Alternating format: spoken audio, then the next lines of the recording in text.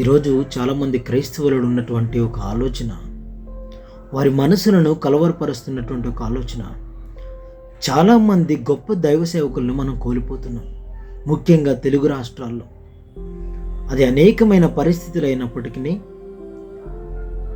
వాక్యంగా బోధించగలిగిన సేవకులు, వాక్యాన్ని అనేకులకు ఎవరికైనా అర్థమయ్యే విధంగా చెప్పగలిగినటువంటి జ్ఞానవంతులను మనం కోల్పోతున్నాం.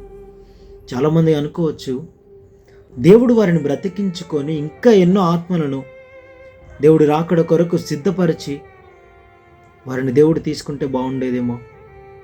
ఇలా అకస్మాత్తుగా వారిని మరణం ఎందుకు దేవుడు వారి జీవితంలోనికి అనుమతించాడని చాలామంది ఆలోచించుకొని ఉండొచ్చు. కానీ దేవుడు వాక్యం ఇలా సెలవిస్తుంది.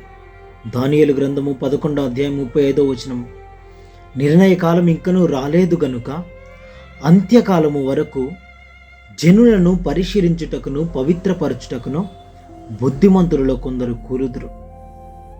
అంటే వారి మరణము కూడా మనకు ఒక సువార్తగా ఉంటుంది. వారు జీవించిన విధానము, వారి సాక్షి జీవితము, వారు మనకు బోధించినటువంటి ప్రతి విధమైనటువంటి వాక్యము ఈనాటికి అనేకులను జీవింపచేస్తుంది. అదే వాక్య ప్రకారము ఉప్పుగా జీవించడం. ఉప్పు కరిగిపోయినప్పటికీ, కనుమరుగైపోయినప్పటికీ దాని రుచి, దాని విలువ ఏ విధంగా తెలుస్తుందో, సేవకుడు మరణించినప్పటికీ, ఉనికిలో లేకపోయినా తన ఉనికిని చాటగలుగుతున్నాడు. చనిపోయినా బ్రతకగలిగిన వాడు ఎవడంటే ఒక క్రైస్తవుడు మాత్రమే. ఒక గొప్ప సాక్షి జీవితం, ఒక గొప్ప వాక్యానుసారమైన జీవితం జీవించిన వాడే చనిపోయినా కూడా బ్రతకగలడు. ఈరోజు నువ్వు కావచ్చు, నేను కావచ్చు, ఇంకెవరైనా అవ్వచ్చు, నీవు ఒక ఉప్పుగా బ్రతకగలగాలి. నీ విలువ, నీ యొక్క జీవితం, నీవు కనుమరుగైపోయినా, నీవు లేకపోయినా, నువ్వు ఉన్నా, ఎటువంటి పరిస్థితిలోనైనా నీవు కరిగిపోతున్నా, నీ విలువ జనులకు తెలియాలి. నీ విలువ ఈ లోకానికి తెలియాలి.